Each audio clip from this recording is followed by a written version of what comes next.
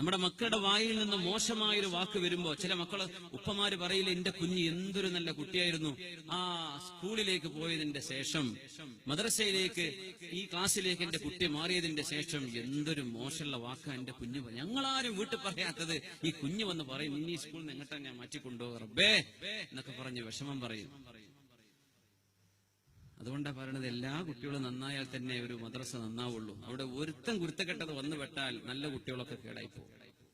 ഏതെങ്കിലും വീട്ടിൽ നിന്ന് കേൾക്കുന്നതായി കുട്ടി വീട്ടിൽ ക്ലാസ്സിൽ വന്ന് പറഞ്ഞു കൊടുക്കുക, അതാണ് നല്ല കുട്ടി വന്ന് കേൾക്കുന്നത്. ആ കുട്ടിയെ പിന്നെ അടുത്താക്ക് പറഞ്ഞു കൊടുക്കുന്നത്. അങ്ങനെയാണ് തിന്മകൾ വളരുന്നത്.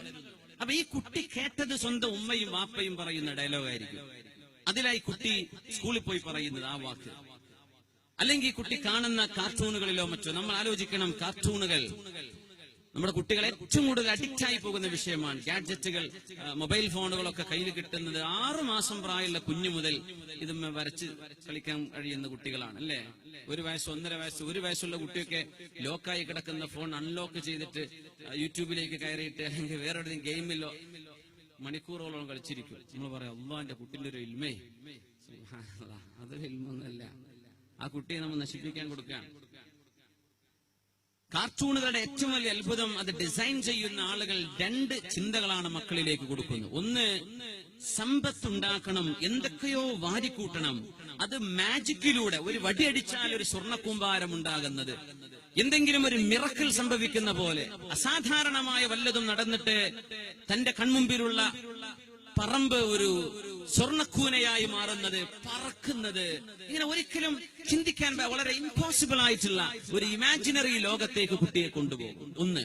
അതിന്റെ ഇടയിൽ ആൺകുട്ടിയും പെൺകുട്ടിയും ഒരുമിച്ചുള്ള ഡയലോഗുകൾ, ഒരുമിച്ചു കൂടിയുള്ള കളികൾ, പരസ്പരം സ്നേഹം കൈമാറുന്നത്, ഓപ്പോസിറ്റ് ജെൻഡറിനോടുള്ള ഒരു സ്നേഹം നമ്മുടെ മക്കളിൽ കാർട്ടൂണുകൾ ഉണ്ടാക്കുന്നുണ്ട്.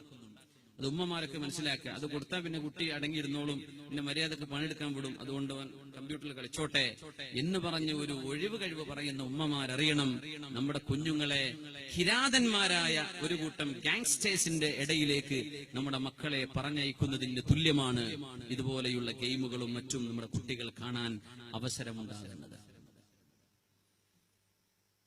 ഇതിനെന്താ പരിഹാരം എന്ന് ചോദിച്ചാൽ എന്താ പരിഹാരം?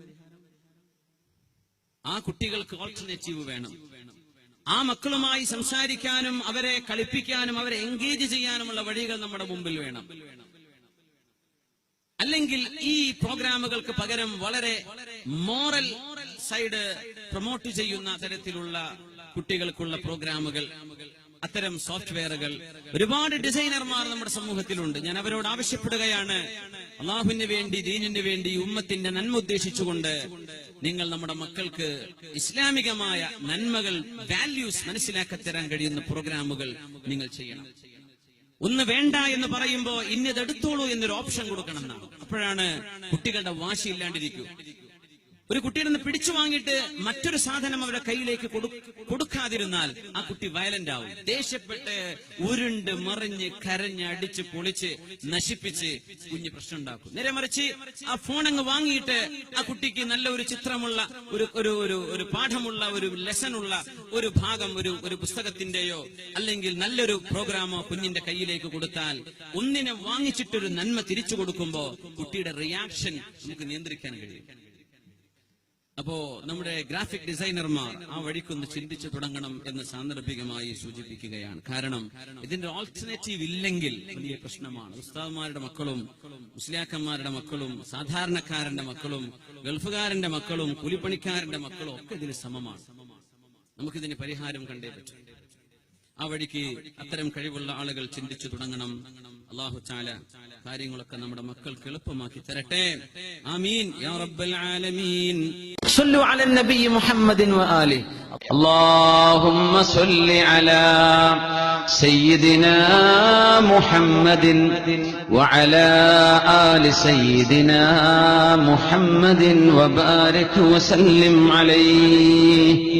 اللهم صل على سيدنا محمد وعلى آل سيدنا محمد وبارك وسلم عليه. ഒരുപാട് സ്വലാത്ത് നമ്മുടെ ഹബീബിന്റെ ഹളറത്തിലേക്ക് എത്തും. അല്ലാഹു എത്തിച്ചു കൊടുക്കട്ടെ. അവിടുത്തെ അള്ളാഹു സന്തോഷിപ്പിക്കട്ടെ.